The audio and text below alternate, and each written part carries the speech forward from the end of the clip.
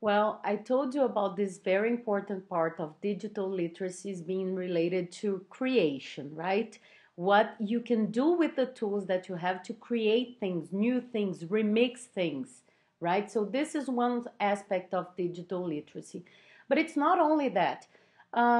Some people even say it's not digital literacy because it's not just one thing that. We that can grab the whole concept and the whole approach to digital literacies. If you think of digital literacy, many people say that it's digital literacies because it's not just one skill that you need to develop in order to be digitally literate. So, one aspect that many authors talk about is really the social cultural aspect of the digital literacies. So, for example, you need to consider things like, do you know how to do things online, for example, in social media, Twitter, Facebook, in a way that is appropriate in terms of language, for example? Do you know Facebook language or Twitter language? Do you know the etiquette that is used there? Do you know how to share things with people there and talk to people? And, do you know how to, a very basic question, do you know how to separate your lists in Facebook, for example, in order to decide what you're going to share with which group? So, for example, do you have a work group there and your friends and family? Which is a totally different approach if you think, yes, in terms of sharing, for example.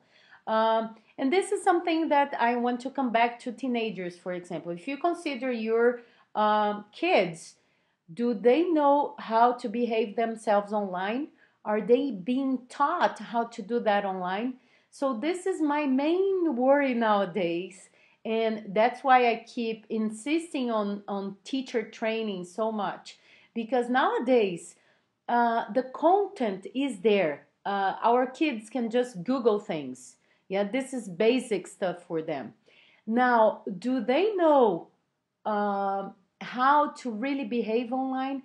And this is the main function of education nowadays, is to help our kids develop their digital literacy in a way that they will behave well in terms of social cultural aspects, and also they will be able to use the tools that they have available to create, remix, and learn. Now, how digital literate are you now? um, it's funny because, for example, my mom, look, she knows how to use Skype.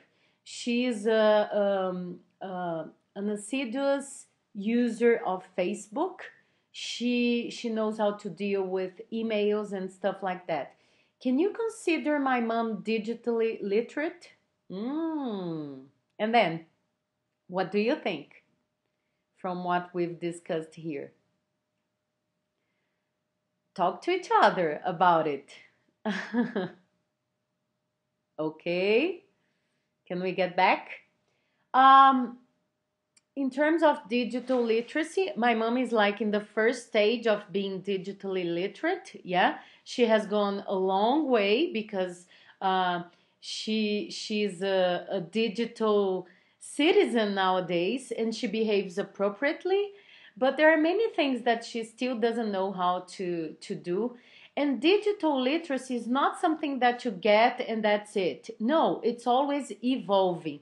But if you are, if you have the skills, if you have the digital competence, then you are able to deal with any different kind of technology that comes from now on. It doesn't matter the tool, it matters that you have the skills to use what is there for you. And you're not afraid of trying out different things. That's the main thing of being literate. Yeah? So I hope you've enjoyed it and I hope I've helped you in some way. Bye, and missing you a lot.